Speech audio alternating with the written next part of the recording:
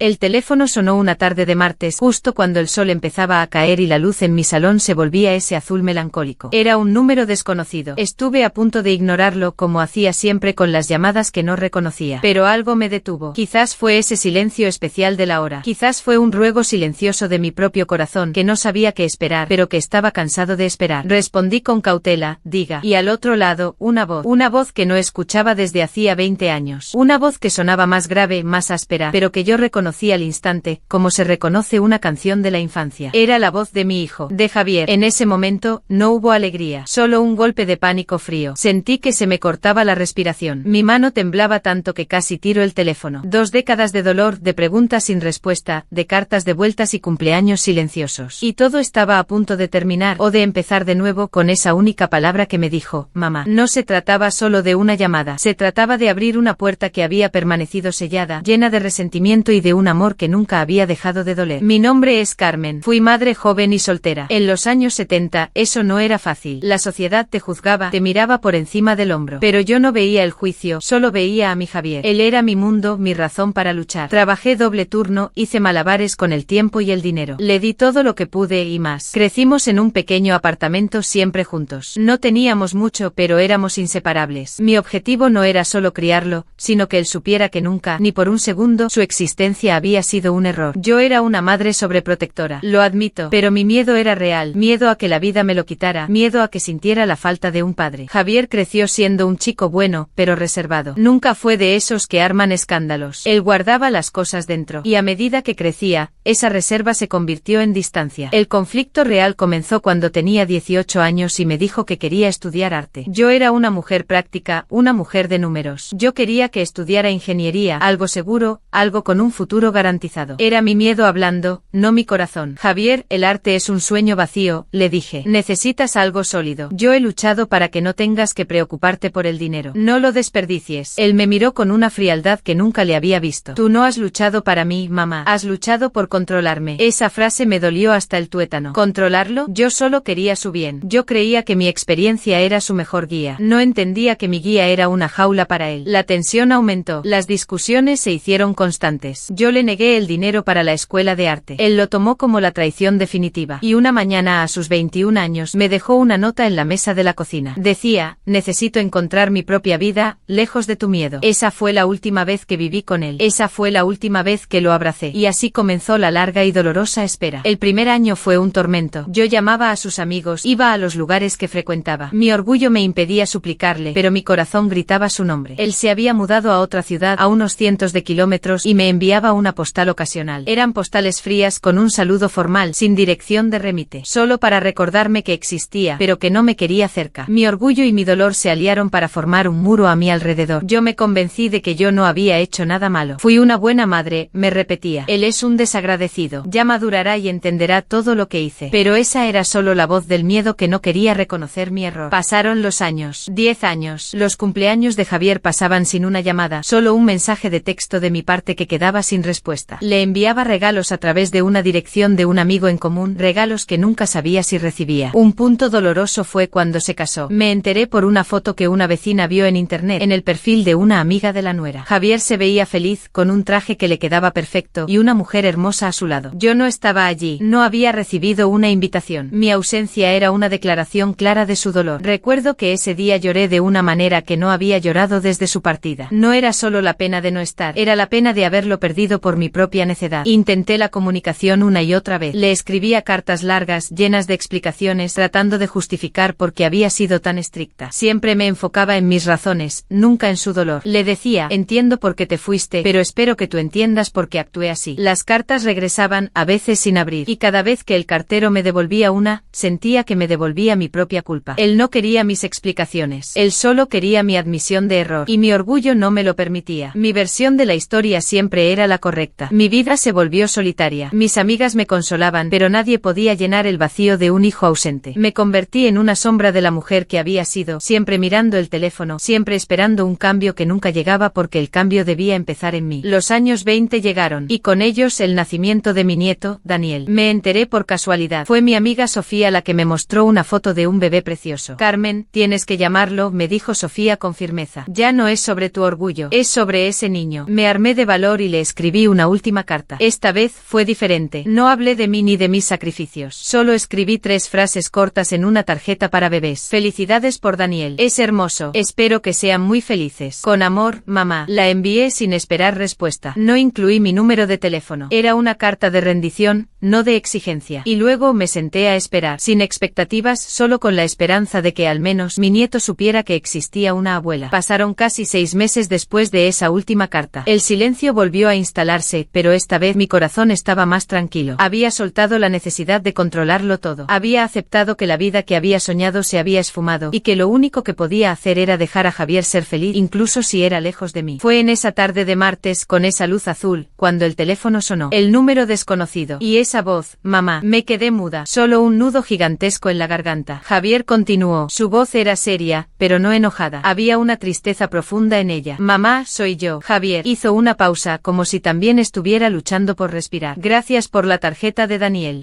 Lo agradecí mucho. Javier, pude apenas musitar. Mi niño, ¿cómo estás? Estoy bien, dijo. Pero llamo por algo más. Es por papá. Mi mente se quedó en blanco. ¿Papá? ¿Qué pasa? El padre de Javier, mi expareja, había sido una figura ausente en su vida, pero nunca una causa de conflicto entre nosotros. El papá ha muerto, dijo Javier. Hace 3 semanas. Dejó un mensaje, una carta. Dijo que quería que te la diera si algo le pasaba. Sentí un escalofrío. La vida de Javier siempre había estado marcada por las ausencias, y ahora, otra más. Pero la razón de la llamada era la carta. Javier, no lo entiendo. ¿Por qué te contactó a ti? No sé, pero en la carta él explicó por qué se fue cuando yo era niño. Explicó que fuiste tú quien lo animó a visitarme y luego él se acobardó. Y me dijo algo más, mamá. Me dijo que te había contactado hace 20 años para volver y tú le dijiste que ya no había lugar para él en nuestra vida. Que tú no lo necesitabas. El mundo giró. Esa era la verdad. Yo le había mentido a Javier sobre por qué se había ido su padre. Yo había querido protegerme, convertirme en la única figura fuerte, y por eso le mentí a mi hijo, diciendo que su padre era un cobarde sin corazón. Yo había cortado el puente entre ellos para mantener el control. Las lágrimas cayeron sin control. El dolor de 20 años se hizo físico. Javier, eso es verdad, admití, mi voz temblando. Fui yo